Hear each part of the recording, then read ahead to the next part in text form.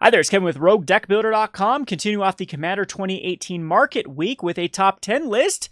More of a discussion. It was going to be a nicely highly edited top 10 list, but ended up with some technical difficulties, lost some audio, and decided to scratch the project. And we're running late here if we're going to want to get a video out today before the prices of these change for tomorrow. So I'm just going to wing this, and we're just going to go over some potential specs around Yuriko the Tiger Shadow. Just talk about the potential of this as a commander and why I think that most people are going to choose this as their go-to build around EDH. I mean, this usually every set there's one or two, like Mircil last year. What ends up happening, of course, is the cards that are contained, like the actual box set cards, like the Jund lands, banned enchantments, the commanders that are showcased on the front of them. People end up using that as their commander and then just having small upgrades to the deck. But then about a week or 2 weeks, a month past, you'll start to see trends with the more popular build around commanders.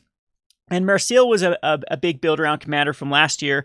Every year you seem to have one or two of them. And Yuriko is the most interesting one to me. I think that that's justified based upon the price tag of the $19.50, as well as justified because the price tag of cards like Sakashima's Student that are already spiking in value, or a lot of the foils for the common and uncommon ninjas just going through the roof. So I'm thinking that Yuriko is going to be the first card that people start to build outside just the box set ones, and then a lot of these pieces are going to go crazy. So let's just look at these cards and see where we have. Again, I have this kind of in a top 10 format. However, we can just kind of scratch that and talk about cards. I'll just go through them kind of in a descending order of how I'd invest in them. So first of all, Yuriko, there's a couple ways to build Yuriko the Tiger Shadow. The obvious one is going to be tribal ninjas. Tribal decks are very, very popular with EDH players, even sometimes when it's not like the right route to go. With particular generals, they still tend to go towards tribal. So look at Scarab God as an example. When Scarab God was released in Hour of Devastation, it of course was a very popular commander out the gates, and the vast majority of people built it to, we can pull it up here on EDH Rec and I'll show you. So we'll go to EDH Rec, and the vast majority of people around the Scarab God built it as tribal zombies. So 60% of all decks are tribal zombies. And if you look down here, a lot of these cards will be tribal. Like Luna That's Untouched by Death is one of the more popular cards out of the newest set that's been included. And Grave Triton Diagraph Captain. You can see that when people saw Scarab God, they directly went towards tribal. So anyways, Yuriko I think is going to follow suit. So there's a lot of duck cards as far as all of the ninjas in the history of Magic are going to just be shoved in for Yuriko, because Yuriko's abilities are, it's a 3-mana commander, but I highly doubt you're going to be casting your commander that often. The commander ninjutsu is what makes it really special. It feels a little bit like, was it Derevi? You can cheat it into play with a commander ninjutsu by returning an unblock attacker, and then whenever a ninja you control deals combat damage to a player, reveal the top card of your library and put that card into your hand. Each opponent loses life equal to that card's converted mana cost. So it's a draw engine and a semi-finisher all in your commander, and also allows you to have this really good go wide type feel. So the more ninjas, the merrier. First of all, there's not enough ninjas, I think, to make an EDH deck. So some of these on this list we're going to recruit being changelings. So I think changelings are very, very lucrative right now to look into. There are a lot of common changelings, a lot of uncommon changelings, but a few on this list that I think are really good because they are rare changelings in blue and black. So as you can see, though, you need to get ahead of these quite quickly. Sakashima's Student is already doubled in price from 7 to 14. Buy listing I don't think hasn't adjusted quite yet, but Amazon even has it at $17. You can tell that these cards are being just completely bought out. It was only in Planechase Anthology, so Planechase 2012 and Planechase Anthology might actually be worth cracking those Planechase Anthologies finally. I think you can still get them from Wizards, which is crazy. They still haven't sold out. It was just such a poorly sold box set. So that, again, this is the card that I am picking for the first one we're going to talk about, as I think it's going to be the fan favorite. So I've pulled up, I have MTGO, like a mock kind of list of what I started to look around, what works around the Tiger Shadow. First of all, I think the decks, they're going to try to build with a lot of unblockable cards. So all these unblockable commons, you might want to unbulk them from your bulk piles. They might actually start to see some movement on places like Puka Trade or Card Sphere, or a buy list might start actually paying like a quarter a piece or 15 cents a piece for cards. Here, I'll throw up the display preview pane, and you can see some of them that I've already identified. The 1-drops are especially special because they curve perfectly with the commander. So the Lurker, Tormented Soul, Triton Shorestalker, Slitherblade. There's a couple. There's one just like the Mistcloaked Herald. There's another. I swear there's another Merfolk too that can't be blocked. Maybe it is just the Mistcloaked Herald. And the Mothus Changeling. Oh, not a Changeling. That's a perfect one that actually is a Changeling. So it's a ninja that works with your commander right there. So the unblockable cards in the 1 and 2 drop slot, you have Invisible Stalker, Escape Artist, tons of them. Dimir Infiltrator is really cool because it's got the transmutability. Those I think are going to be sought after cards to be included in this list. So a lot of them are commons and uncommons. I would debulk them right now if you are someone like me that buys collections, and start setting those aside, as I'm pretty sure they're going to start showing up on buy lists. The second little category that works around this the Tiger Shadow is enter the battlefield type abilities. The Riverwise Augur is something that I would say Muldrifter type cards, or Riverwise Augur, where you get value after actually returning them back to your hand and then recasting them after ninjutsu returns them back. So keep an eye out for those particular cards, and there will be some very specific ones I'm going to talk about what I am investing in. So other thing too, there is anything that like the Arcane Adaptation that changes everything into ninjas, I think is going to want to be included in a deck like this, because there is a lack of ninjas. If you actually do come over here and type in ninja, there aren't that many of them. Very few ninjas in the history of Magic the Gathering. I've got the quantity down all the way. And then Changeling also didn't seem to be particularly high in either blue or black. So not a lot of blue-black Changelings. So the deck needs some help if they're going to go tribal. Thankfully, there are cards like Metallic Mimic that enter the battlefield as a creature type. Of course, those are honorary Changelings. Those are probably going to go in the deck. So again, that's how I think the deck's going to be built. Anything that can give your cards unblockable, anything that has an unblockable itself, and ninjas are going to be the focal point of this deck. So let's go back over here to the list that I have. So let's first talk about some honorable mentions. So I've got 5 honorable mentions and 10 cards that I'm going to actively, start investing in, start trying to pick up if I can find cheap options. And the first honorable mention, the first 2 honorable mentions are just cards that I just don't like the price point at. The first one is Deepchannel Mentor. This is from Shadowmoor. It also might not want to go in this deck because of the steep converted mana cost. So it's a $3 uncommon. Card Kingdom looks like they still have it for very, very cheap, so maybe you can get on some Card Kingdom action. This is something I am going to try in the future, is actually buy listing a bunch of cards to Card Kingdom, getting the extra buy list, like 20% they give, I think, or even more than that, 25% extra buy list, and then trading it for cards that are just undervalued. There is a lot of uncommons and commons from Card Kingdom that are much less than the market price, and there's a little bit of an opportunity if you can just kind of rinse and repeat selling to overpriced cards that they have insane buy lists. I was looking at Card Kingdom's buy list versus Card Sphere's 80 to 85% range, and I was surprised to see that a lot of Card Kingdom's buy lists at that were higher than Card Sphere's 85%, which is crazy.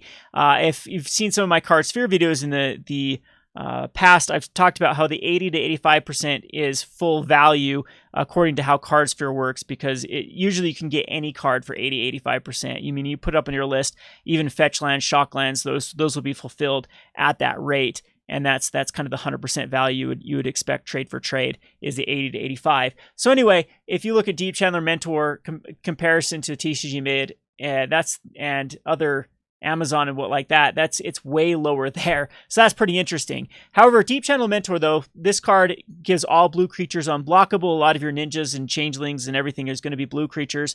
And giving them unblockable, I think, is exactly what this deck wants to do. There are a couple enchantments that give fear. There is a couple of things that can give you one, like make all of your creatures unblockable for a cost that turn. Yeah, all those are pretty decent. However, when you can just slam a card like this and give all your creatures unblockable, I think a lot of decks are going to throw this in. And it's $2.86. It's been used in Deepwater. What was it called? Deepchannel Mentor. Deepchannel Mentor is used in a lot of Merfolk tribal decks here, is what it looks like. So, yeah, Mistform Ultimus. This is another Changeling type card. Definitely look at these type of cards. Mistform Ultimus is every creature type, so it gets its ninja. So, didn't they readjust this to say except wall? Anyway, we'll get back to this before I get distracted on a million other things here. But Deepchannel Mentor, I think, is definitely a card that's going to start being thrown in the Yuriko decks. So the next one is the Sun Quan Lord of Wu. This is another one that can give all your creatures, quote, unblockable for 6 mana. Creatures you control have horsemanship, which horsemanship can only be blocked by other horsemanship. So this is another card I just don't really like the price point at. I don't know if the decks are going to adopt a 6 mana spell, so I'm a little bit hesitant to invest in a card like this. The From the Vaults are about $10 cheaper than the Portal 3 Kingdoms, but this card does have an insane low supply, with only being in the From the Vault and Portal 3 Kingdoms. So if it does get adopted, the sky is kind of the limit of where this can go. If you come over here to Sun Quan, it is going to be in the de facto ninja deck, I think is what it's going to go in, if I was looking at it correctly, of what commander it goes in. Actually, it's looking at as view as a card rather than as a commander. Yeah, so Vela the Nightclad, we'll talk about that in a second, is kind of your go-to wizard or ninja deck. So a lot of times if you click on Vela the Nightclad, this is going to give you a representation. Look, ninja. These are the type of cards that people have already built with ninja decks, and of course these are cards that you probably want to be looking out for to put in or to invest in for your typical kind of net decking commander player of looking for ideas to invest in or to pick up cards that works with their Yuriko deck. So Sun Quan, of course, is one that I might, if I can find good deals for, I think you should definitely pick them up now. But you never know if it is going to be adopted into that list. Speaking of which, Vela the Nightclad would be a target, except that there's just a metric ton of these out there. Commander 2017 was open and pieced out like crazy, and it looks like it hit Vela the Nightclad extremely hard, as it came out the gates at $3.50 and crashed all the way to 80 cents. However, I do think the Vela the Nightclad will go in the vast majority of Yuriko decks, because it does exactly what Yuriko wants to do. It gives all of your other creatures Intimidate, and when they leave the battlefield, not die, each opponent loses 1 life. So this becomes a very life-taxing death with Yuriko and Vela, as the ninjas are going to be ninjutsuing things back, which is going to trigger off Vela, which is going to drain your opponents. So, yeah, I think this is going to be an auto-include. I think this is going to go up. The only thing that why it's an honorable mention is just because it was recently reprinted in Commander 2017. And I think that, I mean, again, there's just so many of these out there. They're broken down from Plane Chase Anthology decks, and there's just so many Vela the Nightclads. However, I do think this one is a good buy. So now we have a couple uncommons and commons. The first one is Inkfathom Witch. I like Inkfathom Witch because it becomes another life-taxing alternate win condition here. It has Fear itself. Like I said, a lot of the cards I think that you want to build with this deck are going to be between the 1 and 2 mana cost, so you can get your commander out, start utilizing your commander as quickly as possible. And this one, having Fear, is pseudo-unblockable. Artifact creatures or black or blue creatures are the only ones. Or I think isn't Fear just black and artifact? Intimidate would be, it could be blocked by blue and black. But anyway, yeah, so only black and artifact creatures can block it. But its activated ability makes each of your unblocked creatures become 4/1s. If people end up going the route that I've mocked up here on MTGO and just run a ton of unblockable creatures that are 1/1s, the vast majority of these are 1/1s, or like here we go, 1/3, and then turns them into 4/1s. If you even have a card like Metallic Mimic out, they keep their counters on it. That will be a quick way to kill at least one opponent, quadrupling the damage output of each one of your creatures. So I do like the Inkfathom Witch as a potential card, especially the foils. I think the foils are kind of where it's at. The foiling is still $1. That's very, very low. In comparison, the foil multiplier is only 4.5 times for an uncommon, which is incredibly low if a card does see play in Commander. So keep your eye on Inkfathom Witch. If people actually do pick this up as a card that goes in Yuriko, this card could definitely, the foils, go crazy. However, again, just the regular version of it, it's not the most lucrative target at the moment.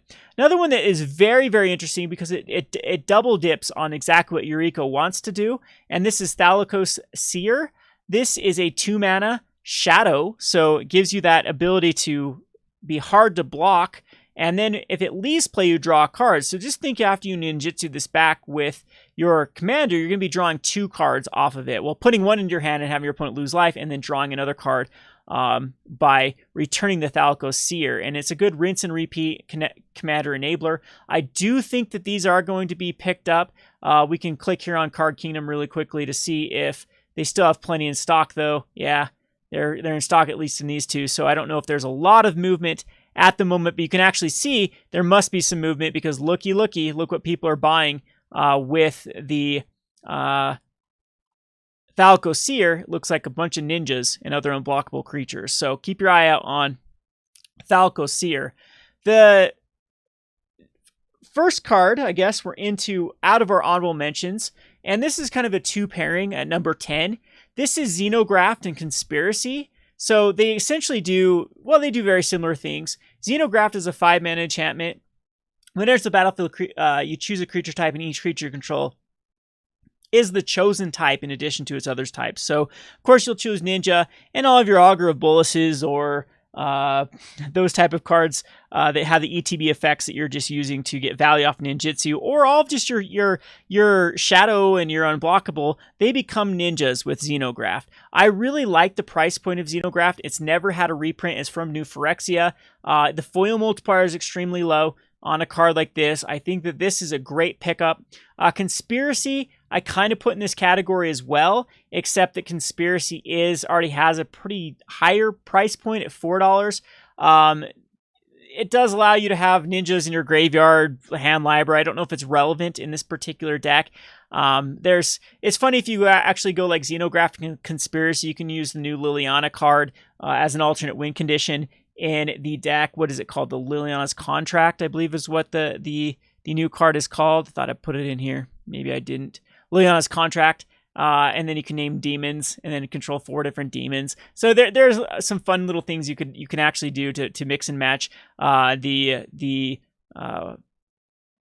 combos you can do with cards like Xenograft and the Conspiracy. So I definitely keep my eyes out on those. Xenograft, of course, is the better buy out of the pair at the 48 cents, low supply of this card. Yeah, I think this is a definite pickup.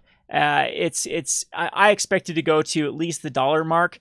I think this will be adopted with these because like I was showing you earlier, there's just a very lack of ninjas in the Magic the Gathering at the moment, and therefore, you're going to need to be changing all of your other cards in a ninja to get the full power of Yuriko. All right, so on to number 9. Number 9 is the first Changeling, which is the Cairn Wanderer. Cairn Wanderer has a really great foil multiplier at 1.84. That's very low for a rare from Lorwyn. So foils look even more lucrative.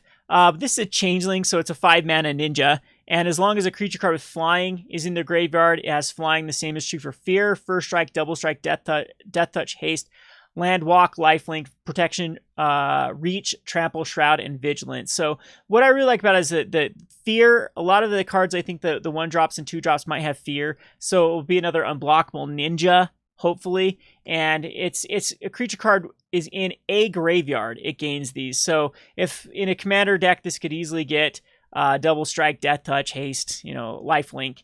And it's for a ninja. It's one of the better ninjas that we have available to, and it commands a pretty low price tag at the moment of just $2.40. And I think this one will be an auto include in most of the ninja tribal decks. Speaking of the next one is another ninja. This is Walker of Secret Ways. even though I don't really like uncommons, especially ones that have had reprints, it looks like Plane Chase had all the ninjas printed in Plane Chase 2012. This one is an uncommon, I think, out of Betrayers of Kamigawa is very interesting compared to some of the other commons and uncommon ninjas, as it is a 3-mana with ninjutsu, and then you can return a ninja you control to its owner's hand, so you can protect some of your other ninjas or get more value out of them in the future. It works really well with Conspiracy and Xenograft for all the ETB effects, as then you can then return them and then play them again. So there might be, a lot of players might actually build this with more of the Enter the Battlefield theme to it. And Walker the Secret Wazer is going to go in those type of decks, as well as the Ninja Tribal. It definitely is going to go in those. So it's double dipping on however you build Yuriko. I think Walker the Secret Ways is going to be an auto include in that deck. So foils have already gone crazy. The foil has gone in the past day. This is already spiked up. Of course, foils will move quicker than their normal counterparts, but you can see, boom, all the way up to $11.50. There might be some you can pick up from various vendors that haven't been bought out yet, but they're getting bought out very, very quickly. And yeah, so the normals I think are still a great pickup. Another ninja, speaking of which, the other uncommon that has gone up a lot, that has one of the better abilities, is Throat Slitter. Throat Slitter is my number 6. Oh, we missed our number 8. How did I miss number 8 here? We'll go to number 8 backing in. It was another shapeshifter. I must have missed it here in my when I set this up. This is called Shapesharer. Shapesharer from Lorwyn. It's never had a reprint. It's a $2.67 card. Target shapeshifter becomes a copy of target creature until your next turn. So there are a few shapeshifters you could actually throw in. This is the Changeling, so it has the ability, but it's just a 2-mana ninja. And I think that is actually going to be really good in this commander base, in this Yuriko base stack, of getting as many fast ninjas out as possible. Not quite as good. This is why this should probably be an honorable mention. Probably not my top 10. But if, in all honesty, it's just another ninja, low mana cost ninja, and the decks are going to want it. It's going to have some pretty cool interactions too with if you run any other shapeshifter type cards. Most shapeshifters lose their creature type and become another creature type. Some maintain them as in their text, they're shapeshifter and additional to their type, so this can actually work with it. But anyway, let's get back to the Throat Slitter. Throat Slitter is a very relevant ability with ninjutsu. You're hardly ever going to be casting this for 5 mana. It's going to be the ninjutsu for 3 mana, return an unblocked attacker. And when it deals combat damage to a player, destroy target non-black creature that player controls. It's going to be able to get rid of pesky commanders. And yeah, it's going to work with your tempo. Like, I can see a lot of decks that build Yuriko to have a lot of control elements to that. It reminds me of the 1/3 Merfolk. Whenever an opponent loses 3 life, you get to draw a card. Or at the end of turn, if an opponent lost 3 life, you get to draw a card. Those type of shells typically have a draw engine and have a taxation of life, and then the rest of them are control elements. So if Yuriko's typically build that way, if that's the direction they go, they'll want Throat Slitter. And same thing as we saw with the Walker. Throat Slitter's foil price has just gone through the roof in the past couple of days, all the way up from $4 all the way up to $12. So if you can find any foil pieces, definitely pick these up. If not, you can definitely go for the regulars. Now, back to another ninjutsu card. This is Ink-Eye, Servant of Oni. Ink-Eye Servant of Oni, I think, is undervalued at the moment, especially this from the Vault 20. It's a popular commander card.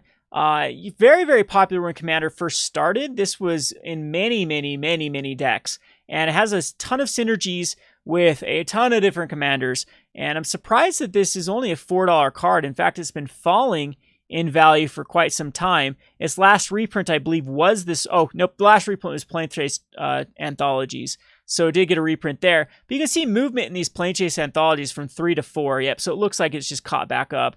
Been falling all the way to here, and then it's boomed up. This one just is a little bit higher, but it is a ninja. It's 5 mana. When it deals combat damage to a player, you may put target creature card from that player's graveyard onto the battlefield under control. So there's another little element of finding creatures your opponents. And remember, other players can destroy other players' creatures as well. So anything in the bet, you just attack the player with the best graveyard, and then you can get something awesome back. So this card definitely is going to be going in the vast majority of Yuriko decks. Definitely pick the Ink-Eye Servant of Oni's up. They have had price tags all the way up to $10 at one point and are very, very popular cards.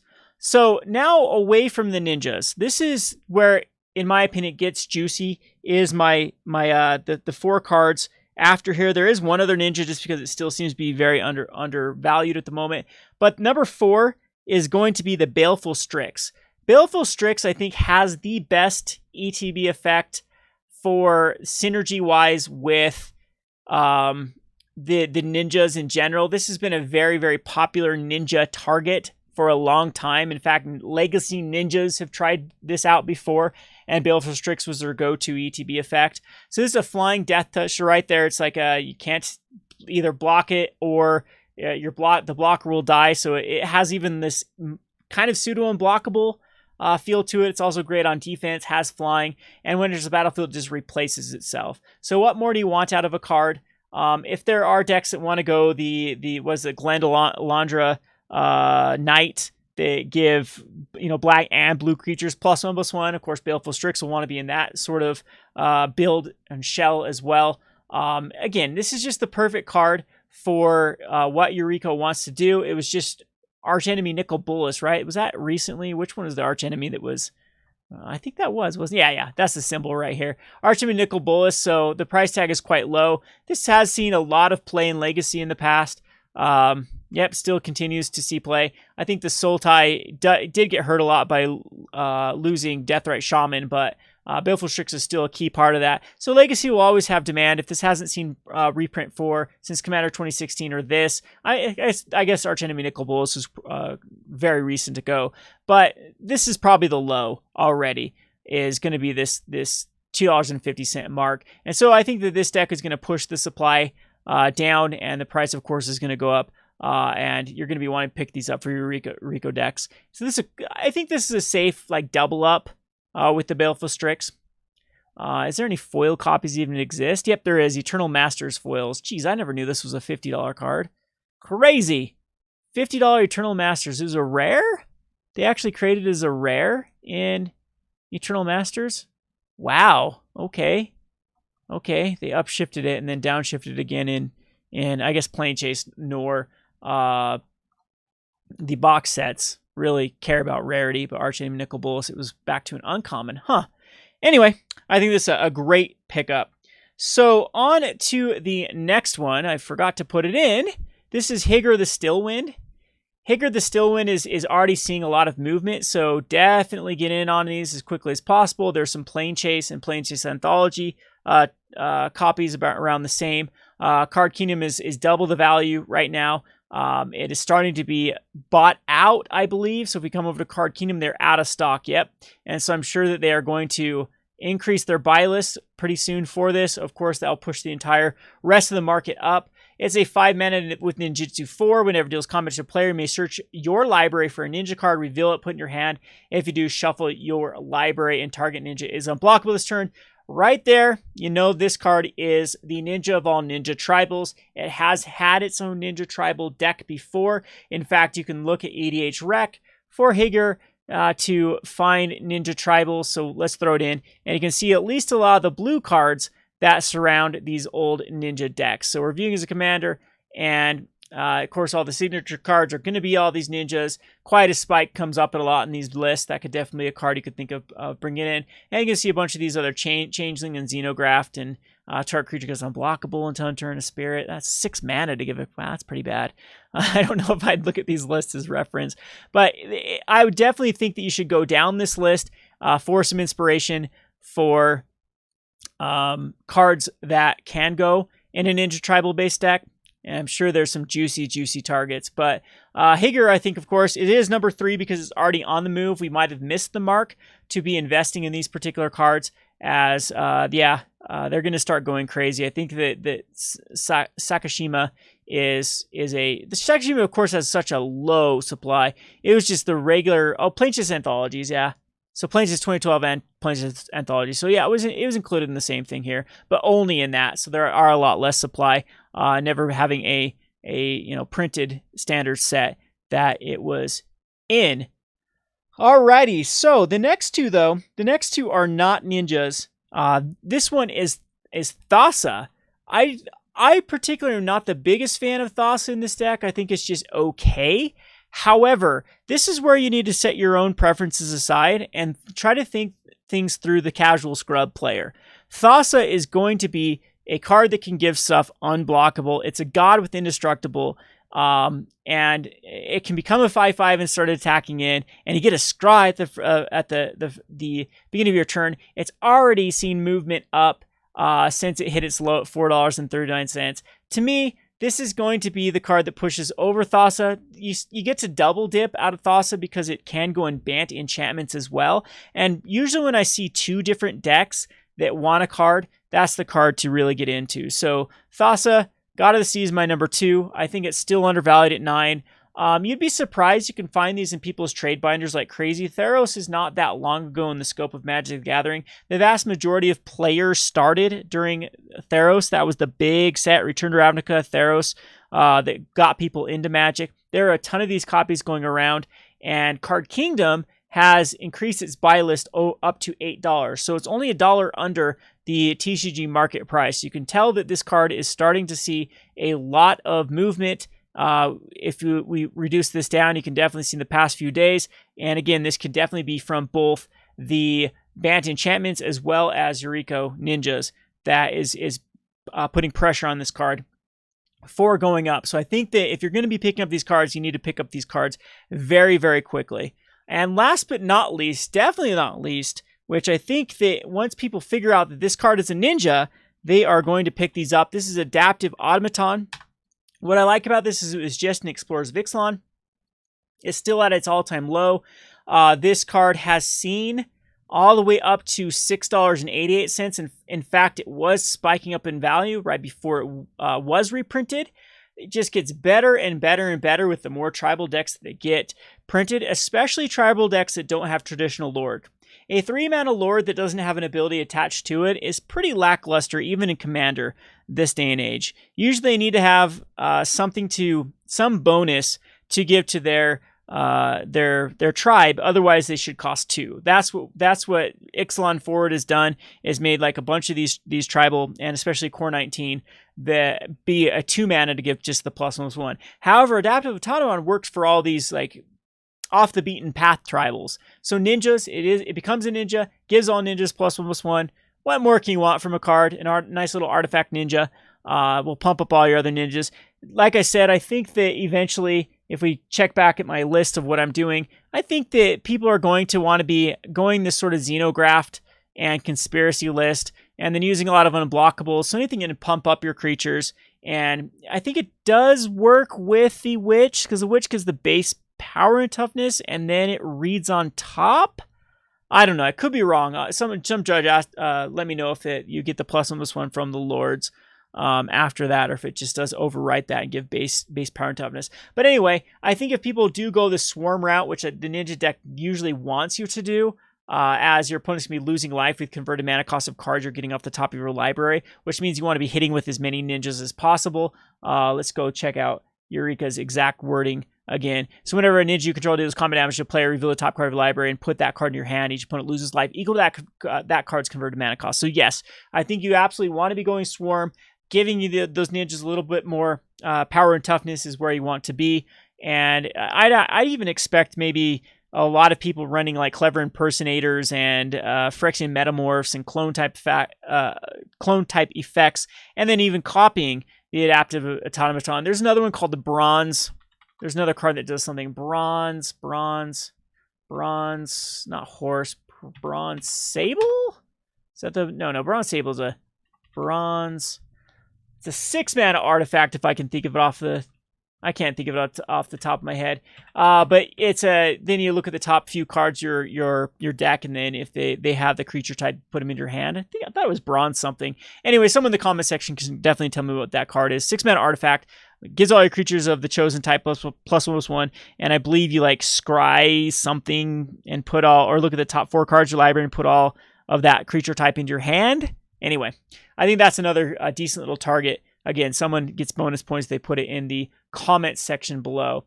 So there you have it. There's kind of my list of my top 10 list. We'll just go over it again. The honorable mentions I like is the Sun Quan, Lord of Wu, the Deepchannel, Deepchannel Merfolk or Deepchannel Mentor, the Vela the Night Clad.